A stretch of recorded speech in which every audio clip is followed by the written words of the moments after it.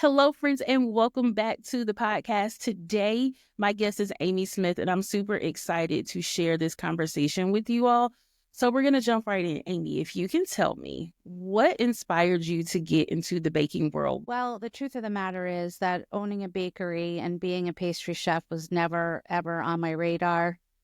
Never. My dad was a baker before I was born, and he gave that up after I was born because of the hours. And we would bake these large bakery-sized batches, maybe once a year, and we didn't have any of the fancy tools. And I loved baking, but I also was fascinated by Julia Child. Even as a toddler, I would sit in front of the TV and my mom would have to kind of drag me away. So I was always fascinated by food. And in a strange way, fast forward all these years later, everything has sort of come full circle because um, everything that I've heard from people who knew me throughout my childhood and my later years, even in college, remember me doing a lot of baking and being interested in food. But my career was mostly in high-tech corporate marketing. In 2008, the economy downturn was usually, anytime there was an economic downturn, usually was a feasting time for my business because companies would outsource. And in 2008, it was a different story.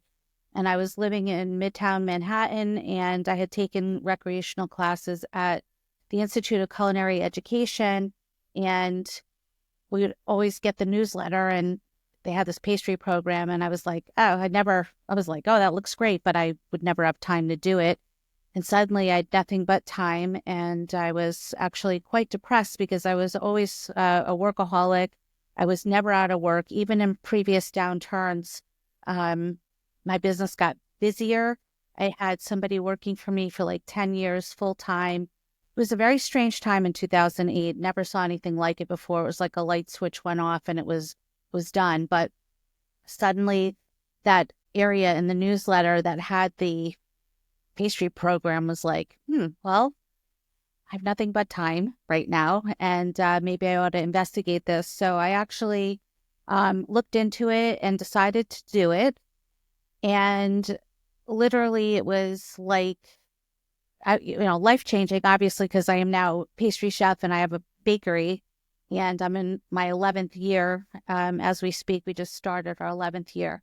And pastry school was where I kind of reignited this passion that was kind of sleepy, I think. And, I always watched the Food Network, and I was always watching food shows, and I was thinking about it later. And even when I was at my corporate events, I was always interested. I traveled the world. I was always interested in where we were going to eat at the local food scene.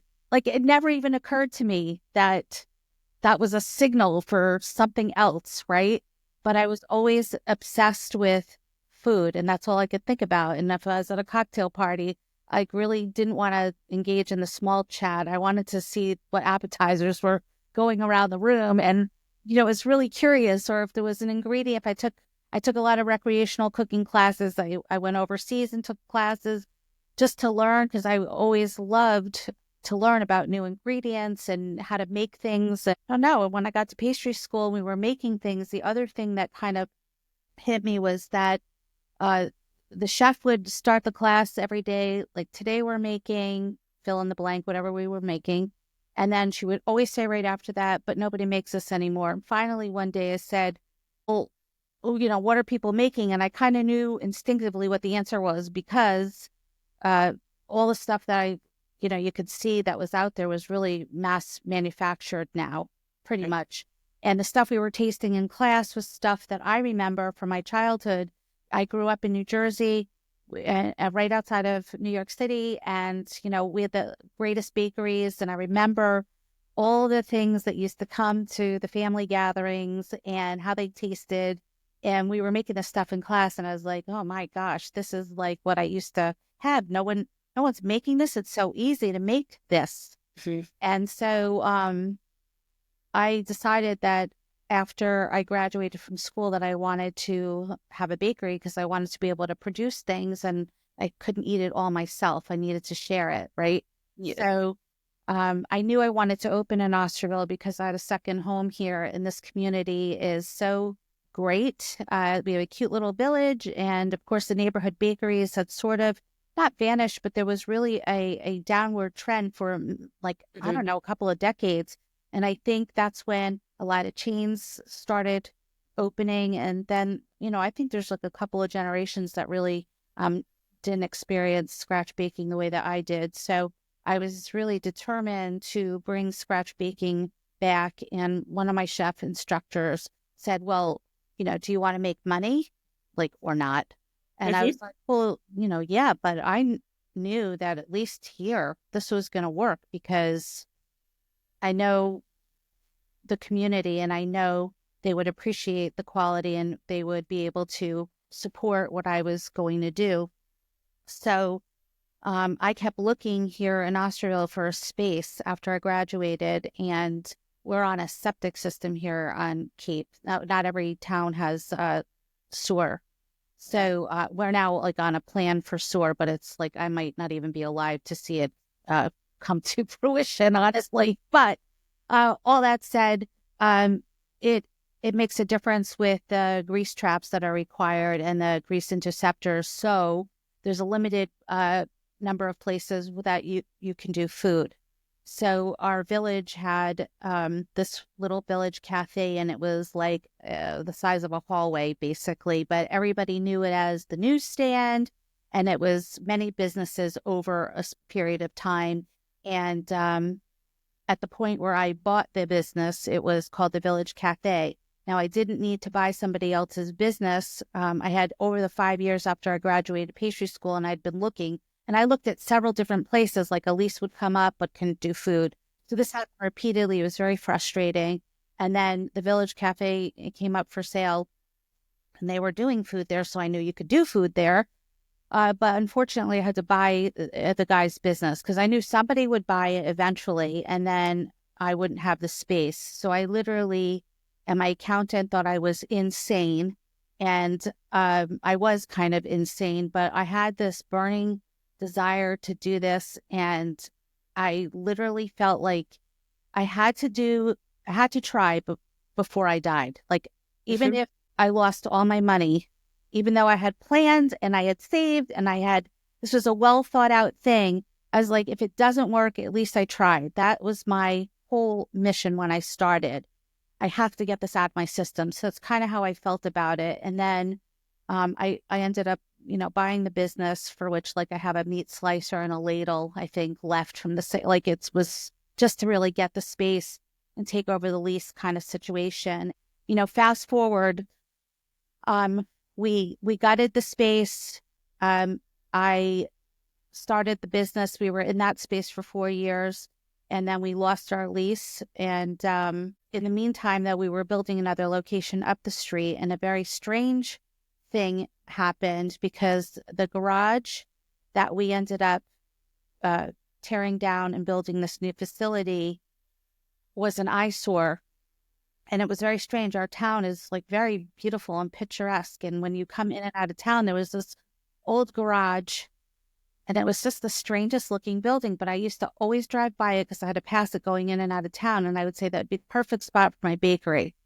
I said this for years. Then one day it was available. And I still can't believe it as I sit here that this building is standing here.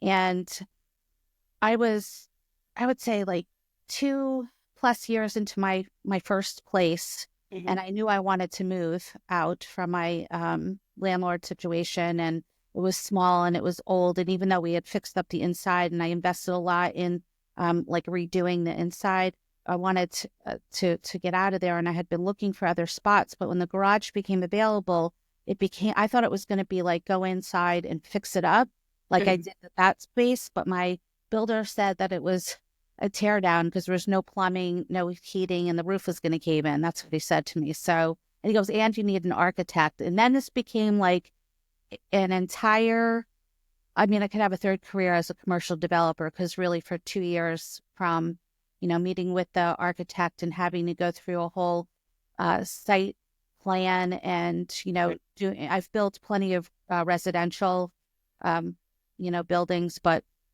this was certainly a different task. And then, we built the new location and I had done all the studies for the traffic.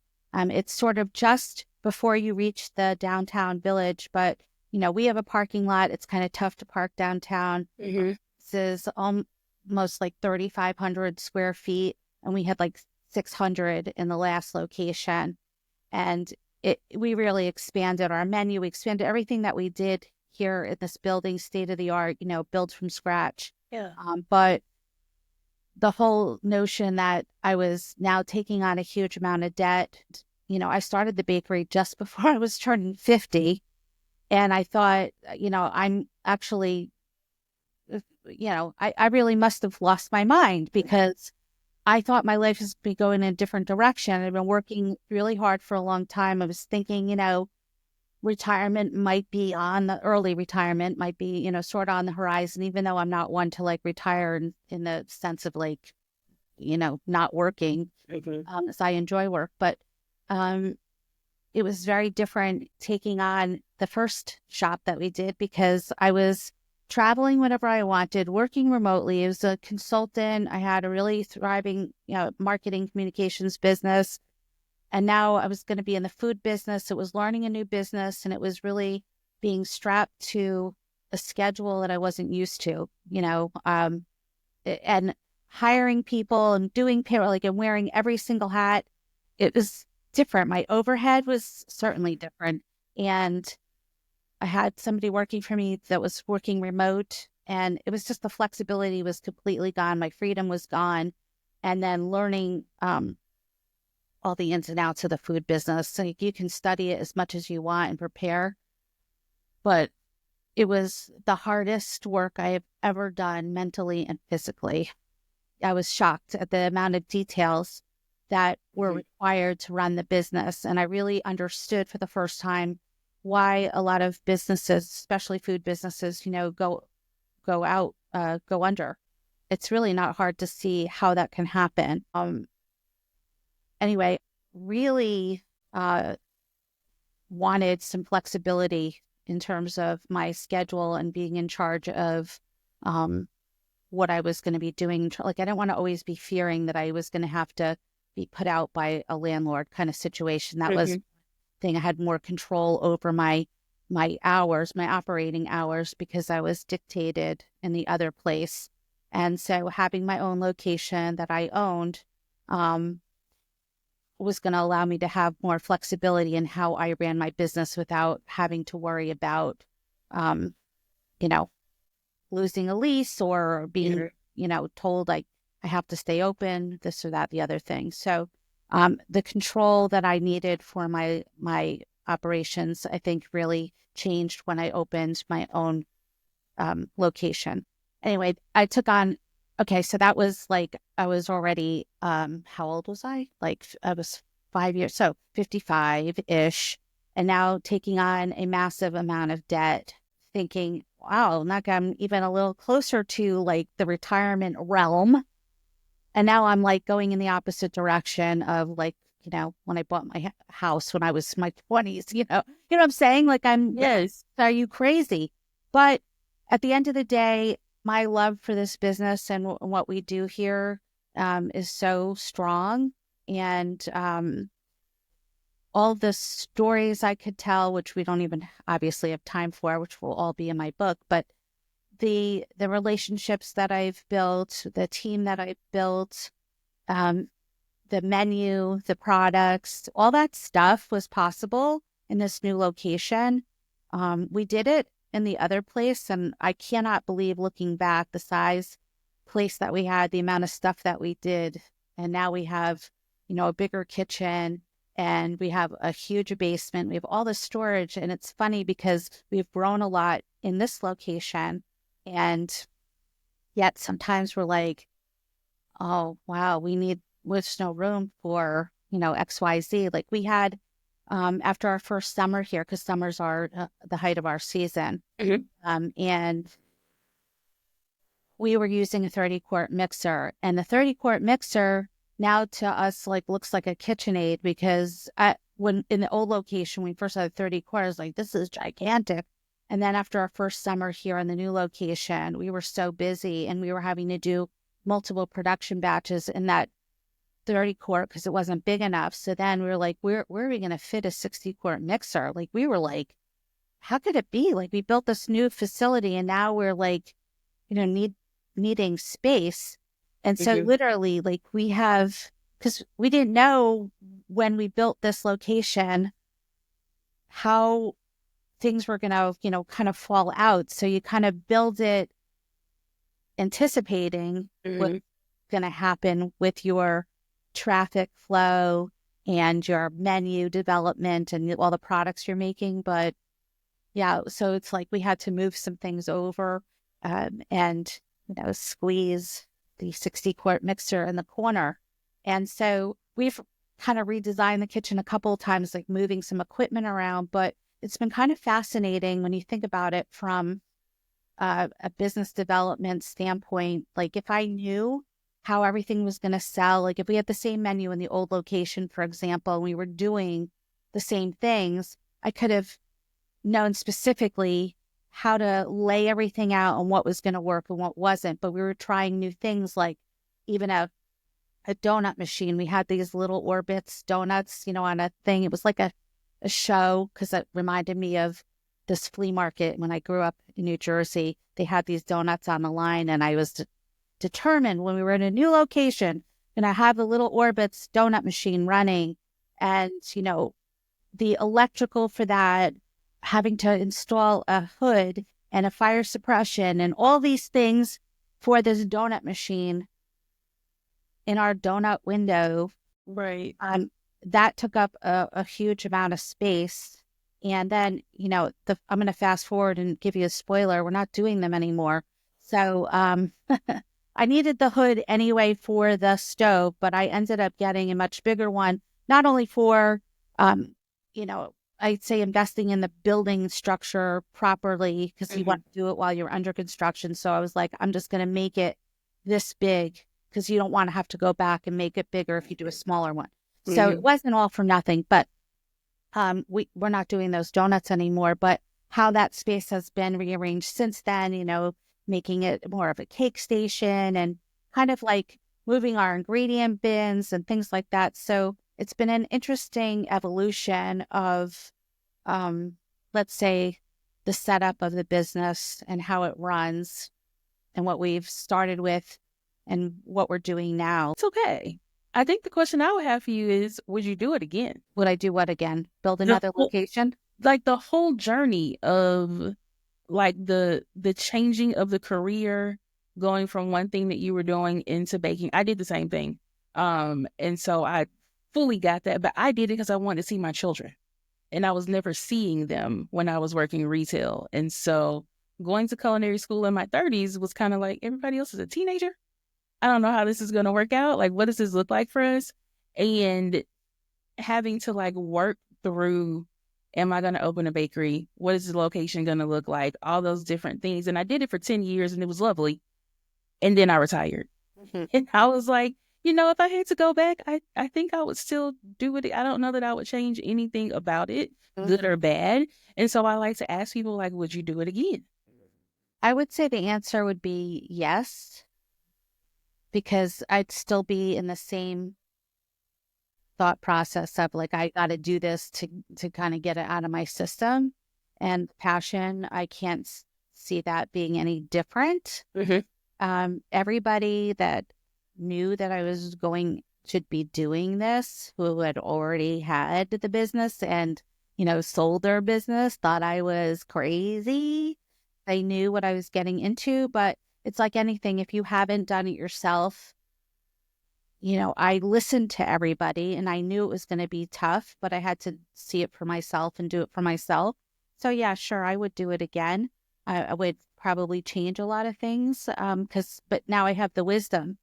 So, but I could tell you that I would not open another location. So that is one thing I am positive. I don't even know how people have more than one location. I really cannot process or understand that whatsoever. I know people have, 30 locations or Yeah. 7. Literally, this one location takes every fiber of my being, and I just can't even imagine managing something else. So I like to keep it to one. I know I'm not opening another one. I love that. So from where you started with your bakery, and at this point, that means we have, experienced COVID. We've experienced the ups and downs in the economy. Like right now, everybody's looking at the tariffs, on like the supplies that you may have had, imported, things of the sort. Um, as you look over the time that you've had your bakery, what industry trends have you seen come in and go? Like how you started with donuts, you don't have them anymore. What things are you seeing that have evolved that kind of made you go, huh, I never thought that like this type of thing wouldn't. And even like if we think about the donut part of it, while you built it with the intention of having this particular thing, and then later on you were like, this isn't really serving us in this season. How'd you get to that point? How did you work through being okay with letting go of building out to start something and then doing something different? Well, I think some of the things that we decided to abandon really were from the fallout of COVID. That happened about 8 months after we moved into this location. So here's the good news.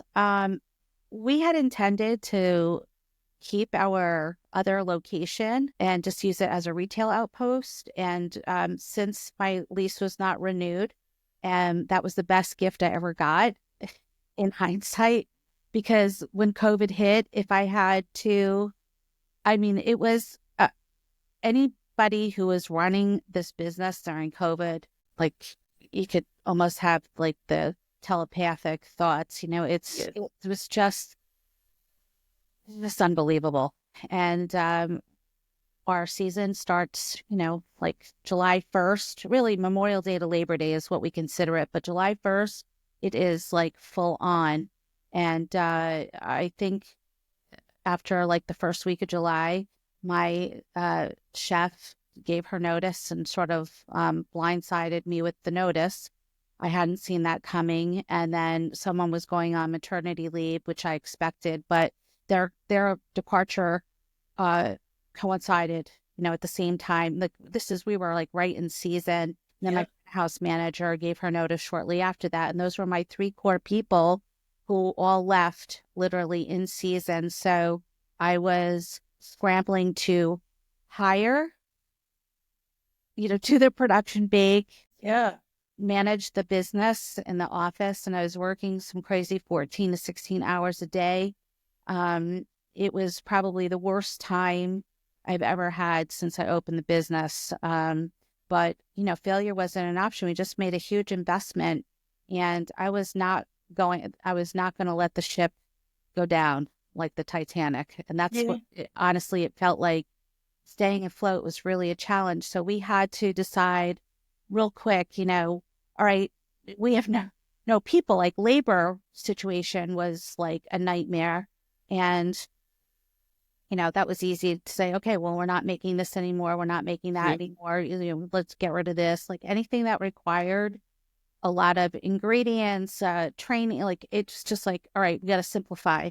And then one of the good things that came out of it is we decided, all right, what's going to help us stay afloat, and what else can we make in place of that, or what else can we offer? So we had, like a lot of places did, a bake at home or entrees and things like that. So our grab and go business, went up quite a bit. Now it's very interesting because right now, in the last year, a lot of bakery owners I've been speaking to have been talking about how you need to do the savory, right? Mm-hmm.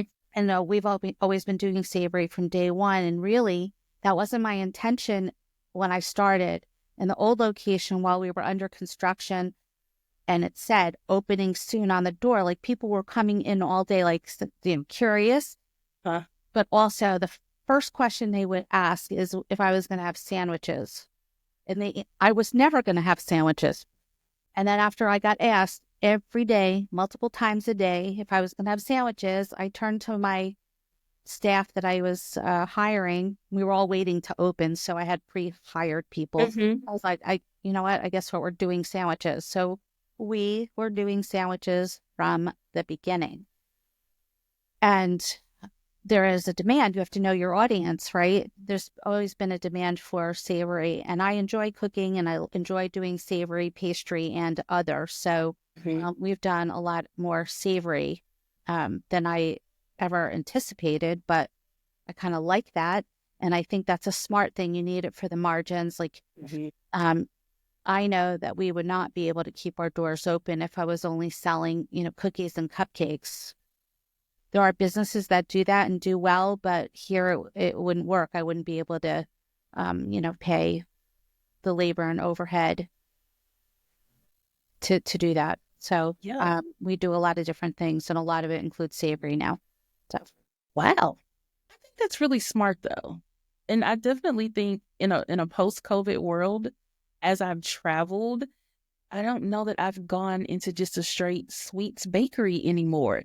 Like a lot, like they have a breakfast or a lunch type of thing, maybe not dinner, but like breakfast or lunch, where I'm like, okay, so while I'm out of town, I will go to this bakery in this cute little town and I'm going to get breakfast and then I'll be back for lunch and I can still get my slice of cake and have it after dinner. But I hadn't even thought about that is a change that we're seeing in a post-COVID world. The one thing I remember like from 2008 was the onset of cupcake shops. And that was like when they exploded after we had that economic turn because people couldn't afford those large cakes anymore. And so all the celebrations turned to cupcakes. And it's interesting to watch how things change throughout the years based on what's happening in the world. And I don't think people pay attention to that, but I'm a nerd and I do. And I'm like, what are the new trends that we're seeing right now? But savory is one. That's a good one to bring up. So if you were to talk to someone who was maybe already working in one particular field, and I think about this with the number of like government employees losing their jobs right now, right? There are so many people who just now find themselves out of work. And if they have always had this like burning desire that, man, I really want to be a baker, or I want to be a chef, or I want to have my own shop, what would you tell them at this phase of their journey? Well, I have two things. One, I want to piggyback one other thing onto another thing we do here is classes. And that was also another way to kind of keep our revenues strong and building up our academy. Although when COVID hit, we had a lot of bookings and we lost a lot of money in having to cancel events and things like that. So that's another thing that has really taken off after COVID. We've really built the academy and now we have a really good, strong business for classes. As far as following your dream or if you're thinking about it, the most important thing is to not listen to anybody that is going to be a dream killer. If you want to do it, you do it. But having said that, you must do your homework and you must be financially prepared. So that means making sure that you have financial backup to keep yourself running, right? Yeah. In fact, all the years that I did my corporate work and consulting, I made very good money and I had been saving and I called it the, I don't know if I call it like the squirrel account or something like the squirrel away. Yeah. And it was strictly for the bakery. And then I also had, personal savings. And I even remember I purchased the business we closed the deal like in September, right, of 2014. And then we gutted the space and we were going to open. We were trying to get open by Halloween and then there were delays and then Thanksgiving and then delays. Then finally we have the Christmas stroll here. We opened the night of the Christmas stroll. So we opened in mid-December of 2014. And then, the winter season hits on Cape like a couple months, not even a couple of months. It was like, all right, it was like the new year and it was starting to be dead. And I had new staff and I had to like do payroll, keeping people on full time in the winter when we were a new business and we didn't have a lot of sales yet. I mean, it was crazy. I had to go into my personal savings to float payroll because I knew I had to get us through June to get us to the summer to see what would happen for the summer business. Somebody starting out has to be fully prepared because, like, if I didn't think about that or I didn't have the backup, Right. then what could have happened is I would have invested in making this pretty space and then I had run out of money to like run the business, you know? So you really have to be prepared financially and you really have to do your homework. I think that that is helpful for people when they don't think about those things. Yeah. And even to the classes part of it, the pivot that I took in 2020 was online classes. Like I was teaching full time. I was teaching kids full time in 2020 when COVID hit and we had to shut down our store. And I was like, okay, well, I had already been thinking we need to move this online anyway. So that was really easy for me to go, okay, yeah, let's do this online. And for the last, almost 5 years, that's exactly what I've been doing is teaching people online, writing books, creating blogs, but people are always seeking to learn more. Mm-hmm. And I think that adding an academy or classes or some sort of education component to the business, it's a great way for people to increase their revenue without as much overhead. Right. And without as much labor on your body. Mm-hmm. Because when you get really good, you can just tell somebody else, okay, so this is what we're going to do. And now I need you to show the class how to do it. I very rarely touch anything whenever I teach a class now. I'm just like, I need a volunteer. Someone come on up to the front and like show the class how we do it. And people love the hands-on. So I'm glad that you brought that up. I don't think we've talked about that on the podcast yet. So I do think that that is a great way for people to be able to expand a little more and bring in people who might not necessarily be really into, like, I don't really eat sugar, but I'm a pastry chef. Mm-hmm. I'm like, just give me a chocolate chip cookie and I'm good. However, I know how to make all of these other things that people want. And so I think that that is fantastic. As we begin to bring this to a close, if you could give one piece of advice for, let's say, a student, someone who is in culinary school right now, and they are thinking about what their next steps would be, what would you tell them when it comes to deciding on what their footing in this industry is going to look like? Not sure I understand the question fully. So if you... What advice I would give a student to get their footing? Like, as they are deciding what they're going to go into within the industry, what would you tell them? Well, I would, if you're not sure, go work in a few places to figure out what you want to do and what you don't want to do. I knew that I didn't want to work in a restaurant as a pastry chef, but I actually decided to take a stage at a restaurant just to see. Mm-hmm. I really didn't want to do it. And after that one night, I was like, I definitely don't want to do it. It just wasn't for me. And you can go and, try out different things, know what you're good at, what you love to do. Or if you go and you try something, you might discover that you like that and you do. Like, for example, if you never even thought about working at a restaurant, but you tried it, you might love it, and that might be your direction. And then talk to as many people as you can.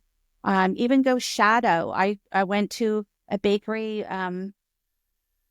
to like just watch and observe to see and ask questions. I knew the chef, and she was working at a bakery in New Jersey, and just said I could come and I could ask her questions and see how she did things. And that was interesting to observe. So I think that you have to figure out what you like and what you don't like, and just follow what your passion is. So I wanted to add one other thing about one point about the class, if I could. Another selling point about the classes is that it educates the customers as to how we do things here.